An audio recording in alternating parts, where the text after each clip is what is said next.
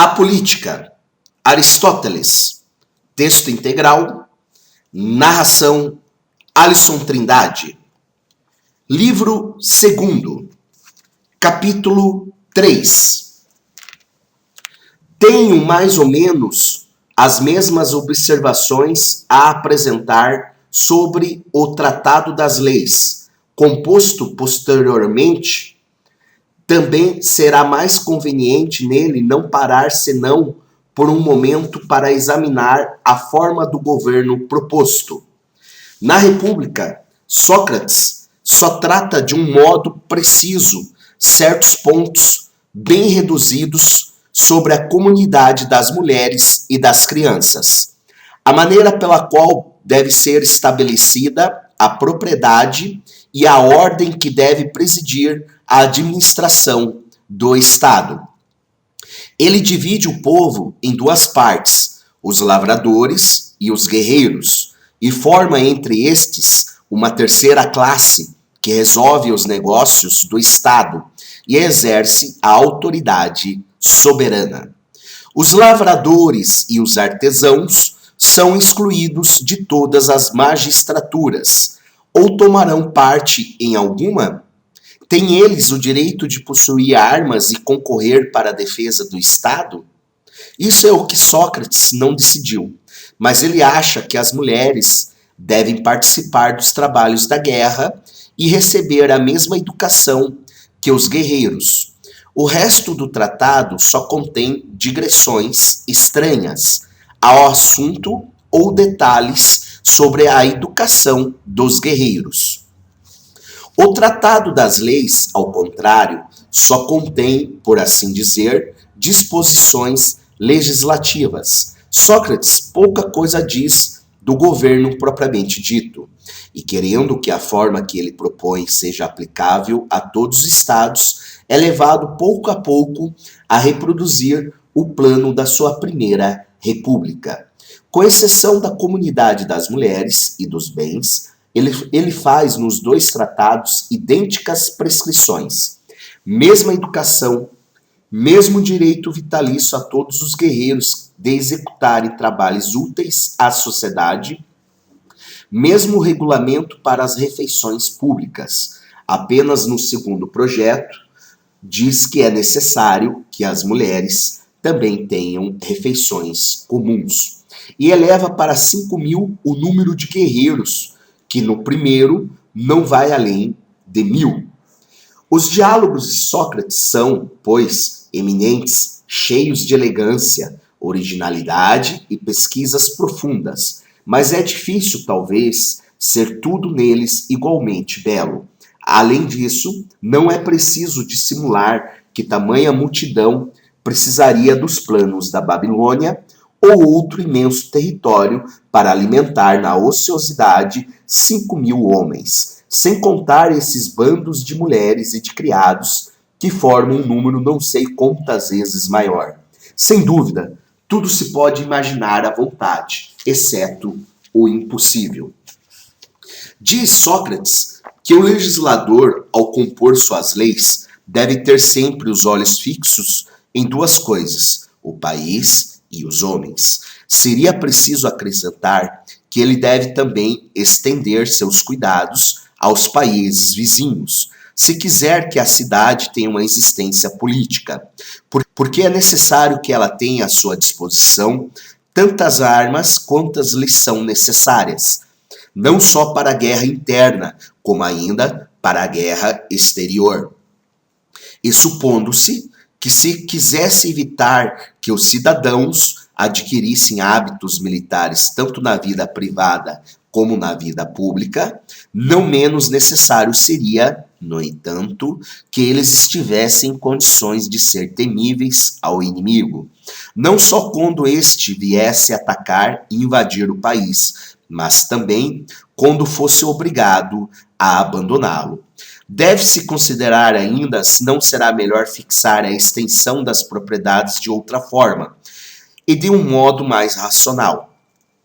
Diz Sócrates que é necessário que cada um possua o bastante para viver moderadamente, isto é, para viver feliz, porque esta expressão está mais generalizada.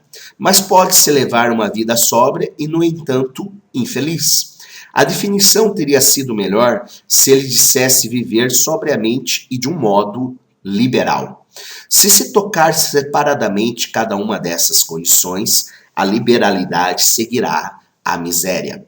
Além disso, não há como estes hábitos que se referem ao emprego da fortuna, eles não exigem nem a doçura de caráter, nem a força da coragem, mas a moderação e a liberalidade.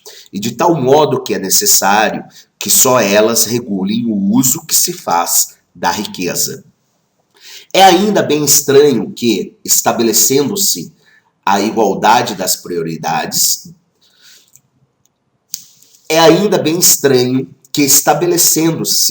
a igualdade das propriedades, nada se tenha determinado quanto ao número de cidadãos, deixando que se multipliquem indefinidamente, como se o seu número não se alterasse muito, em consequência de uniões estéreis, que viriam compensar a cifra de nascimentos, qualquer que fosse, e de fato isso parece acontecer ainda hoje nos diversos estados.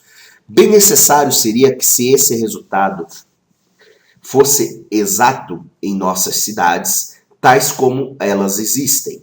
Hoje ninguém fica nu, porque as propriedades são repartidas entre os filhos, qualquer que seja o seu número. Ao passo que, se as propriedades não fossem divididas, seria preciso que os filhos, mais ou menos numerosos, sê-lo-iam em supernúmero, nada absolutamente possuíssem. Seríamos levados a crer que o crescimento da população devesse ser contido em certos limites, mas ainda que a propriedade particular, de modo que os nascimentos não excedessem ao número que seria fixado, considerando-se o número eventual dos filhos que morrem e das uniões estéreis. Basear-se, no caso, como se faz em quase todos os estados, é causa inevitável de pobreza para os cidadãos. Ora, a pobreza gera as discórdias e os crimes. Também Fidon de Corinto, um dos mais antigos legisladores, estava convencido que o número de famílias e o de cidadãos deveria permanecer fixo e invariável, ainda mesmo que todos houvessem começado com quinhões desiguais. Nas leis de Platão é precisamente o contrário, mas nós diremos mais tarde qual é a nossa opinião sobre este assunto. Foi omitido nas leis o que se refere aos magistrados, assim como as diferenças que existem entre eles e os cidadãos. Apenas se diz que as relações de uns com os outros devem ser como a da cadeia com a trama, na qual a lã é diferente. Além disso, já que ele permite o aumento da fortuna mobiliária até o quíntuplo, porque não permite também o aumento da propriedade predial até um certo limite? É preciso também ter cuidado para que a separação das casas e a sua situação não apresentem inconvenientes para a economia. Sócrates alvitra 2 habitações para cada cidadão. Ora, é difícil dar a 2 casas os cuidados que elas exigem. O conjunto da Constituição de Sócrates não é, propriamente falando, nem uma democracia, nem uma oligarquia, mas um governo misto, porque é formado de cidadãos armados. Talvez tenha razão o autor desse sistema se o apresenta como o que mais se aproxima dos governos dos outros povos, mas se o aponta como o melhor de todos depois do seu primeiro projeto da República. Ele já não tem mais razão. Poder-se-ia preferir-lhe a Constituição de Lacedemônia ou qualquer outra que tivesse mais tendência à aristocracia. Alguns filósofos dizem que o melhor governo deve ser uma combinação de todos os outros. E é por esta razão que aprovam a Constituição de Lacedemônia, considerando-a como um misto de oligarquia, monarquia e democracia. Ela é, dizem, monarquia para os seus reis, oligarquia para os seus anciãos, democracia para os éforos, que são sempre tirados do meio do povo. Outros, ao contrário, pretendem que esta magistratura dos éforos é uma tirania e que as refeições em comum, assim como outras regras da vida cotidiana, constituem uma verdadeira democracia. Nas leis, diz-se que o melhor governo deve se compor de democracia e tirania. Duas formas que se tem o direito de repelir completamente ou considerar como sendo as piores de todas. A opinião dos que admitem a combinação de um maior número de formas é preferível, porque a Constituição que resulta da maior combinação é a melhor. Depois, o sistema proposto parece nada ter de monárquico. É ao mesmo tempo oligárquico e democrático, ou melhor, pode pender mesmo para a oligarquia. O que o prova é a eleição dos magistrados. São escolhidos por sorte entre um certo número de candidatos eleitos.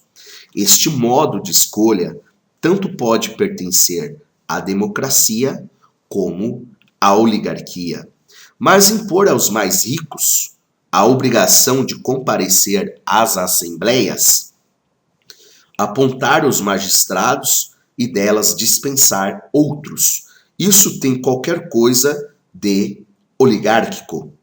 Escolher os magistrados entre os ricos e fazer assumir os cargos mais importantes aqueles que maior rendimento possuem. Eis outra tendência da oligarquia. A maneira pela qual Sócrates faz a eleição do Senado também é oligárquica.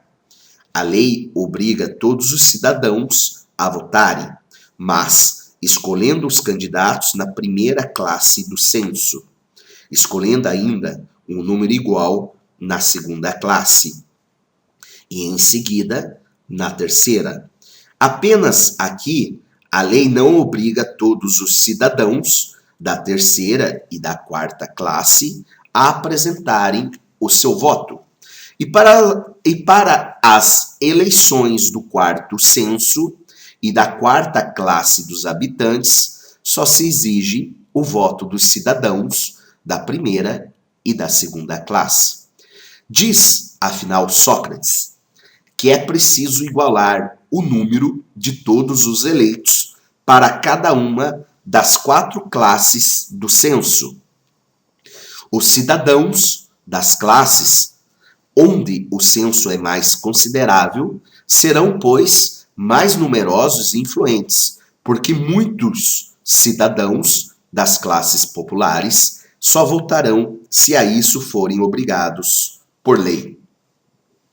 É evidente, pois, que tal Constituição não deve ser um misto de democracia e monarquia. E o que foi provado, e o será ainda, quando se apresentar a ocasião de voltar ao exame desta espécie de governo. Além disso, esse modo de eleição, que consiste em escolher os magistrados em uma lista de candidatos eleitos, não é destituído de perigos. Se alguns cidadãos, mesmo em pequeno número, quiserem se coligar, as escolhas serão sempre feitas segundo a sua vontade. Tal é o sistema de governo exposto no Tratado das Leis.